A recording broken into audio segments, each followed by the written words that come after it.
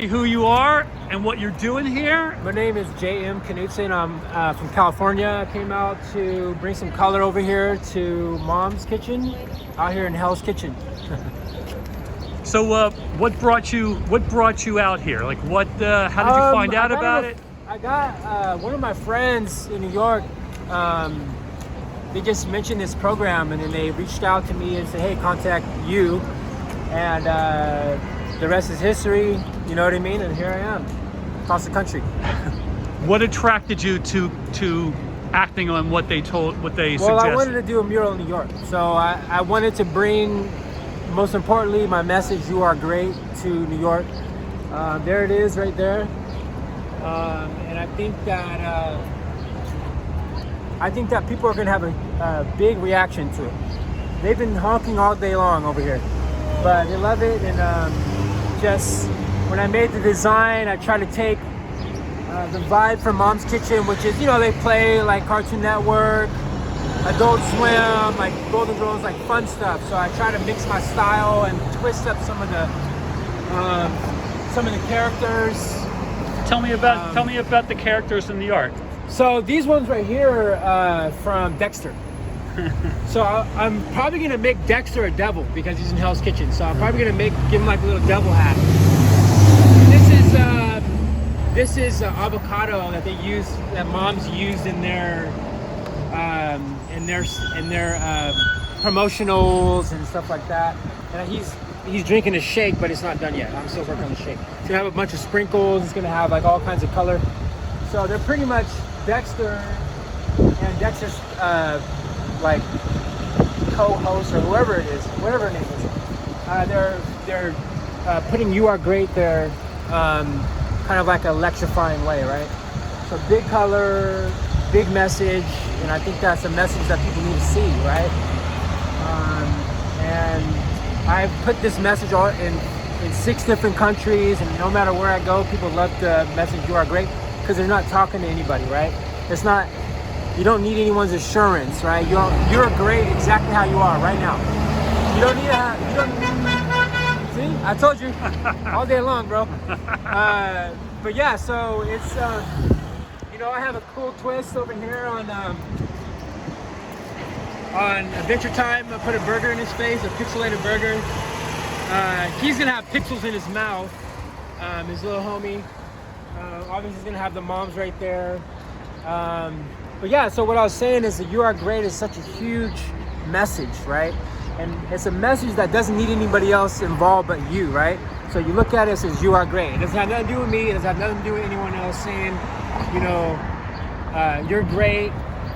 It's you. This is a message straight to you. You know what I mean? So I think everybody so far loves it in New York. I don't know if I guarantee you nobody has that up anywhere in this whole city. So that's the first one right there. I put it up in San Francisco and Haight-Ashbury on Jimi Hendrix Red House in 2017. It changed the whole neighborhood. So, people are going to see that. They're going to take a picture. They're going to share it. They're going to share it to their friends, their family. It's. What do you hope it does for people? I hope it makes a difference in their day. You know what I mean? I hope it makes them realize that they don't really need anybody. They don't. You don't need to be famous, right, to be great, because people think you need to do something big or be famous to like be great, right? But you're great right now. It has nothing to do with anybody. You can be the best gardener in the world. Your family loves you. You're great, right? You don't need to be famous or someone that everybody knows, popular. You don't need any of that. So it's a message for everybody, and it's speaking right now to the moment. So anyone that's having a problem right now, they just look at that, snap them out of it, right? Because some people doubt, how they're doing right now in life. But it's like, dude, you're great. Keep doing what you're doing. You can be the best garbage truck delivery driver ever. Whatever, whatever you do in life, you're great right now. And everyone's changing and evolving, right? So you can get greater, but you're always great, period. And that's it. So that's. All right, Johnny, tell me about your process. How do you go about conceiving and the mediums? Tell me about the actual process of actually making this work. So with this one, I had to do it fast. So I used the grid it's kind of, I had everything mapped out from a drawing, 2.5 by, that's just 47 by 2.5 feet. This one's 54 by 2.5 feet. So it's really long and narrow. So I only had 2.5 feet to like blow up the imagery. So I use a combination of stencils, freehand, all placed within the grid. Yeah, so it was. And what's the medium? Come in. Spray. It's all spray paint? It's all spray. It's all spray paint. It's all spray, yeah. Because I had to do it the fastest way possible. I only have a couple days. It was raining. So usually I have a combination of spray and brush, but I got all my paint here in New York, so I had to work fast, right? And I had to get it done fast. So all this stuff is going to be tightened up. This is really loose right now, but I'm gonna come in and put the magic in there. How do you do that? With more spray? Yes, and just more of a focus on detail. Right now it's just kind of big, and I mean, if you look at Dexter, he's kind of like borderline, like almost done. Yeah. Small things. I'm gonna give him some Yves Saint Laurent glasses instead of like the black glasses. I have some red Yves Saint Laurent glasses, and I have Johnny Bravo on the side. He's gonna have like a Gucci shirt on. Adventure Time's backpack is Gucci. So just kind of like keep it fun and like interesting, right? When you tighten it up, do you you're still using stencils with the spray paint? I use the cardboard. Cardboard, so that gives it Cardboard the and just sharper like lines? cardboard and can control.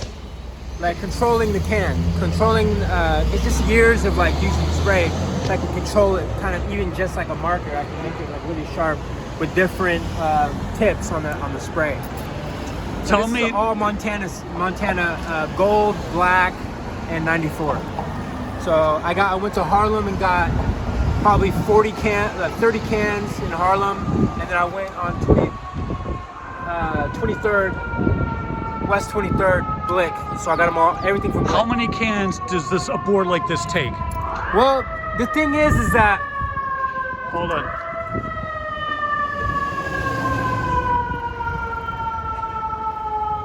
the thing is that some colors I need, but not a whole can. So some of these colors I'm only using like 10% of the can, but I need the color. So, you know, I think I'm around like 40 cans just to get everything done. Some of the colors got wiped out. Like the white got wiped out. I had to go back and get a white. But I'm covered now. So I have 40 cans on this one. So we're talking about. So we got 47 plus 54 by 2.5 is the area that I worked with on this. So Tell me the challenges. Almost 100 feet. Tell me the challenges of working on a street like this in New York. The challenges are you're doing this for art, right? You're doing this for art. So if I get hit by a car doing art, I'm cool with that. You know what I'm saying? Because it's like I'm in New York. This is what it is. This is what the moment's about right now. So it's not the most pleasant. The 48th Street side is much nicer. We'll go there next. It's much nicer because this is crazy right here. But I've worked in crazy environments before, so I'm just like, if I get hit, I get hit, whatever. But I'm doing it for art, so if I go out doing art in New York, like, so be it. But what are the patrons who are eating? Oh, everybody loves it.